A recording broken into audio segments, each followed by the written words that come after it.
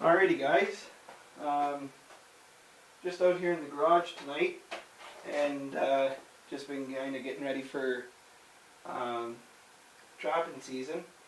It's already started here where I am, but I got a few sets out just because I'm all excited and want to get some steel out there. So I do have a few sets out for coons and muskrats, but I haven't set my main lines or anything. But anyway, when I was out setting some traps there today for muskrat, I got thinking about some different ways of trapping them. Now I don't know, maybe this is something that's kind of common out there, common knowledge already for trapping muskrats, but recently I was doing a little bit of research there online, and I saw that there's a product out there called Hague's, Hague's brackets for attaching number one long springs and coil springs and that to like 3/8 rod for trapping muskrats. And so I looked at them and they look like a good product. I'm not saying anything bad about them at all. In fact, they gave me the idea. But you know, I think to order them it was going to be $22 for a dozen of them, of the brackets, which was fine. But then it was going to be another 20-some bucks to get it shipped to where I am, because I believe they're an American company and I'm in Canada, so there was a bit of a shipping issue there, just with the cost of things. But so I didn't really want to pay, you know, $5 a bracket, so just because I guess I'm cheap. But so then it got me thinking there, you know, is there something I could do different, you know, on at less of a cost? Couldn't really see anything online, and like I said, when I was out there today setting some muskrat traps, I was setting some 120s, baited 120s, and I had some number one long springs just on log sets and that, with carrot and apple for bait, and then some Hawbaker's lure. But anyway, you know, you got your number one long springs on logs are great. You can see the rat crap on the logs, and you know they're there. So you know, you get your trap set there and wire it off, and they jump off and drown. It works great. And then, you know, you got your baited 120s or 110s, and those work good too. But then there's places where you come to the creek and you know, it's a fair sized pool, and maybe there's nothing really close to shore that you know, is too interesting to set, and that's where the Hague's bracket was of interest to me. So then anyway, today I got working on this, and as you can see, what I've done is I've just taken a piece of wire. This is 10 gauge black annealed wire, twisted it around just a piece of alder that I got out of the bush. The alder's maybe 3.5 feet tall, 3 feet tall, which is more than enough for the area that I'm trapping muskrat. By the time I push that into, you know, the ground 6 inches or 10 inches or whatever, you know, that wire could actually be right up to here. And then so then what I was thinking was that I would slip the wire through the jaw and through the spring, and there would sit my trap. So, you know, it's actually fairly sturdy. The only kind of question I have is that, you know, if a muskrat steps on here. Now that's why I do stick it between the jaw and the bottom of the trap, so that if he does step on here, it's not going anywhere. You can see it kind of moves up and down, but it's not going to flip. So then, I mean, hopefully he steps on the pan. And then what I'm going to do is I'll wire off a piece of carrot or bait up here, you know, probably smear a little bit of Hawbakers. And, you know, kind of there you go. There's your Hague's bracket cheat version. Is it going to work? I haven't tested it yet. I don't see why it wouldn't. You'd be quite surprised at actually how stiff that wire is. You know, like, I mean, I'm not going to push on the pan, but I mean, grabbing the back or the bottom of that trap, like, you know, it'd probably take 10 pounds to bend that wire, and that's more than a muskrat. So anyway, you can do it one of two ways. You could wire your loop, your chain loop, at the bottom of your stake, or you could actually just slide the stake itself through the loop on the chain, and then it's at the bottom. And I mean, once they get caught, either the trap firing itself is going to throw them off, or as they kind of thrash around, you know, it's just going to slip off and away they go. Anyway, like I said, still playing around with it, but from what I can tell, I don't see why this isn't going to work. Now, you know, my plan is that I would, you know, push that into the ground first and see where the water comes up to, you know, and then obviously, you know, if the water comes up to here, well, then this would be perfect. I want my trap, you know, just an inch underwater with my bait maybe 6 inches above, so that, you know, they want to step on the platform, which would be the trap in this case, to get to the bait. So this one here, I kind of have, I haven't really done anything other than I sharpened the end of the alder, and I got my wire cut. So like again, like I said, number 10 black annealed wire. This piece here is probably about maybe, I'd say 16 to 20 inches long total.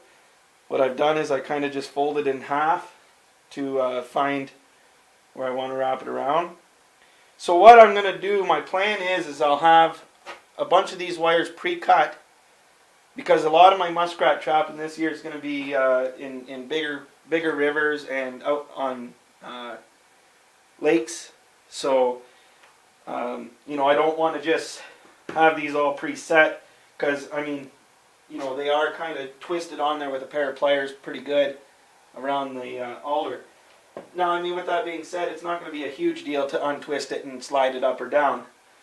But what I am going to do is I'll have a bunch of these pre-cut. I'll just have a bunch of sticks pre-cut and sharpened, ready to go, and some number ones. And what I'll do is, when I get out to the lake, when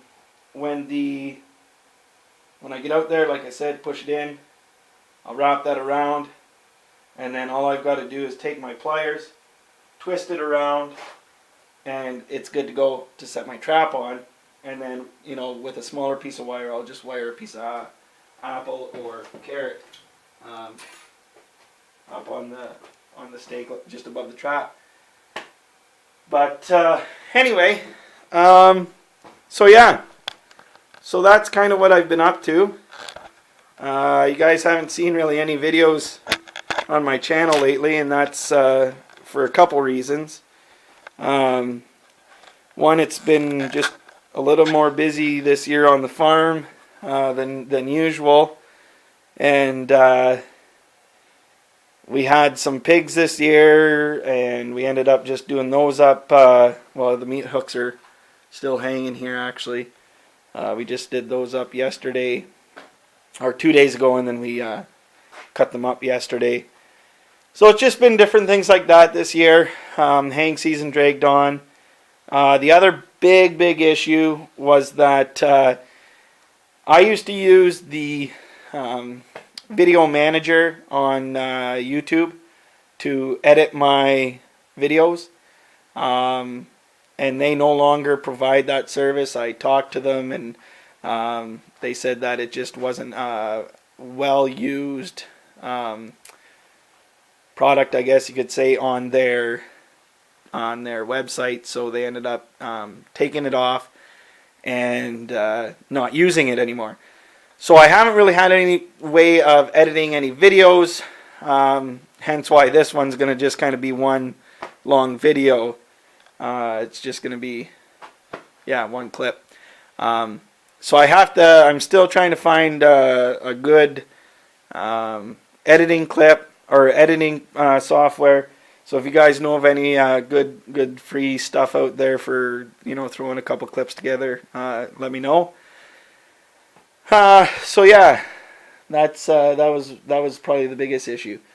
Anyway, here's those number 3 Victor soft catch that I got. When was that? I guess I got those in the spring. I just dyed all my traps. As you can tell, there's some of the leftover 330s. All the other ones are over here. I think I got around 2 dozen of those. And then I got 120s and number 1 long springs, and that for Muskrat. But yeah, so what I did here with these coyote and wolf traps, I've already adjusted the pan tension, and I've actually gone ahead and I don't know how well you guys can see, but I've gone ahead and night latched the pans too. So these here are center swiveled, mounted.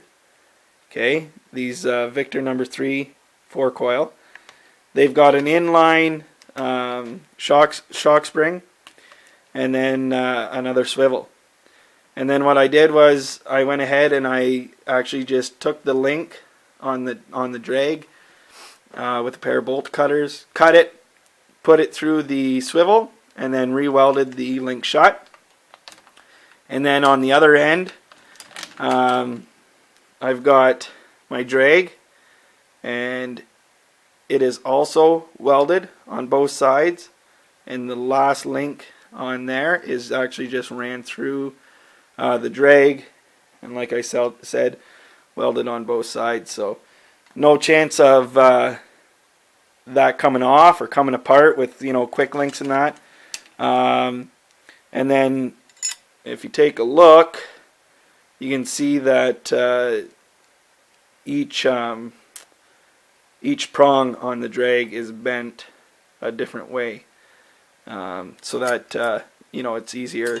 Makes a little more of a mess when they're going through the bush, and you can see through the leaves and that where they've gone. Now I realize some of you guys might be saying, well, that might be a little bit of a light for drag. Well, I hung it up in a tree and with the chain, and I hung off of it and bounced around, and anyway, let's just say that the drag never did anything, never moved one bit. So I'm not a little guy. I'm definitely over 150 pounds, just by a few. And like I said, and 90% of the time I'm going to be catching coyotes. I might get the odd wolf, and like I said, it's solid, everything's solid, so the worst that could happen is that they straighten those out.